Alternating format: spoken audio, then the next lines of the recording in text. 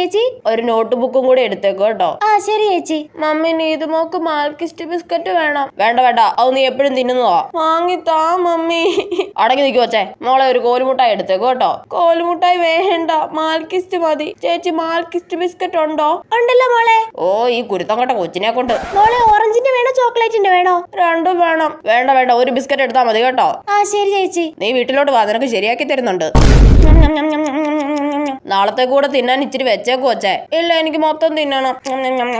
ആകെ 10 എണ്ണം കാണും ആ ബിസ്ക്കറ്റിനകത്ത്. അത് മൊത്തം ഒറ്റ ഇരിപ്പിന് അങ്ങ് തിന്ന് തീർക്കുകയും ചെയ്യും. നീതുമോൾ എന്തേ ചേച്ചി? അവക്കൊന്ന് കൊടുത്തേ. ലൗഡ് സ്പീക്കറിലാടി, നീ പറഞ്ഞു. ആ മോളെ, ആന്റി ഇന്ന് വൈകുന്നേരം അങ്ങോട്ട് വരുന്നുണ്ട് കേട്ടോ. മോക്ക് എന്താ വാങ്ങിച്ചോണ്ട് വരേണ്ടെന്ന് പറ. ആന്റി എനിക്ക് മാൽക്കിസ്റ്റ് ബിസ്ക്കറ്റ് വേണം. ചേടാ ഇവളുടെ ഒരു കാര്യം. എന്റെ കള്ളി അമൃത, എന്റെ ബിസ്ക്കറ്റ് താടി, എന്റെ മാൽക്കിസ്റ്റ് ബിസ്ക്കറ്റ് താടി.